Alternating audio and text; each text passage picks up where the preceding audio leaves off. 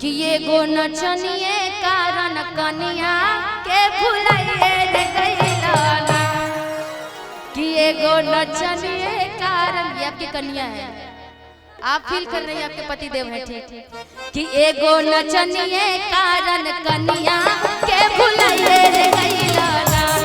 एगो नचनिए कारण कनिया के भुलाइए रे गइलाना। अब जाए पिया जवानी हमर जराइए गइलाना।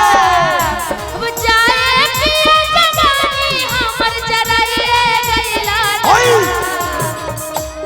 एगो नचनिए कारण कि एगो नचनिए कारण कनिया के भुलाइए रे गइला। नचनिए कारण कनिया के भुलाइए रे गइला। एगो नचनिए कारण कनिया के भुलाइए रे गइला। एगो नचनिए कारण कनिया के भुलाइए रे गइला। बताइए आप इतना व्यस्त हैं कि आपकी बीवी को ध्यान नहीं है। सोचिए कुछ दिन बाद राहुल जी के साथ भी ऐसे ही होगा। ये भी जब घर पे जाएंगे, तो इनकी बीवी पूछेंगी कि रात भर कहाँ थे जी आप। शादी के बाद अक्सर ऐसा हो ही जाता है कि रोज रोज छोरी के लेटिया से तू जाला।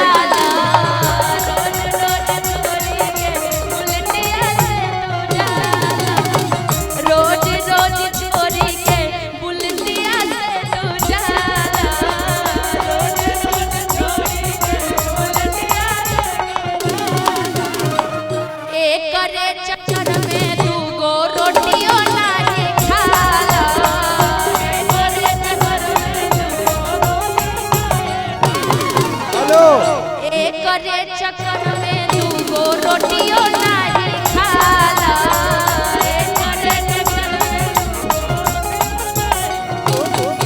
अब सारा अपन कमाई तू,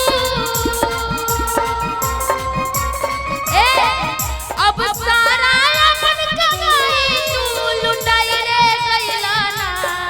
ओ लुटाई रे गइलाना। त एगो नचनिए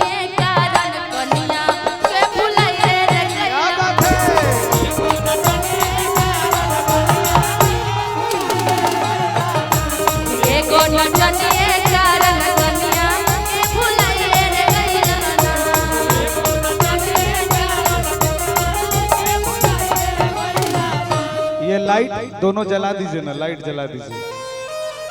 ए राजा हमके बनारस घुमाइला। ए राजा हमके बनारस घुमाइला। ए राजा हमके बनारस घुमाइला। ए राजा हमके बनारस घुमाइला। ए निशा तोहर हम अरवल घुमाई देव। ए निशा चल के हम अरवल घुमाई देव। अरवल तो आएगी। ए होल्ड अरवल तो हम आएंगे। ये घुमाने थोड़ी लेके हमको आए हैं जी।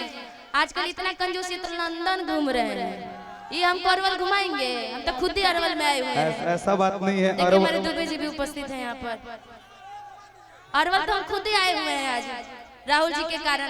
हमको बनारस घूमना है ना जी, बिहार तो घूम ही लिए, अब थोड़ा सा यूपी घुमाइए, लंदन घुमाइए। ए राजा हमके बनारस घुमाइला। ए राजा हमके बनारस घुमाइला। ए राजा हमके बनारस घुमाइला। ए राजा हमके बनारस घुमाइला। चल के चौका पे पनावा खियाइला।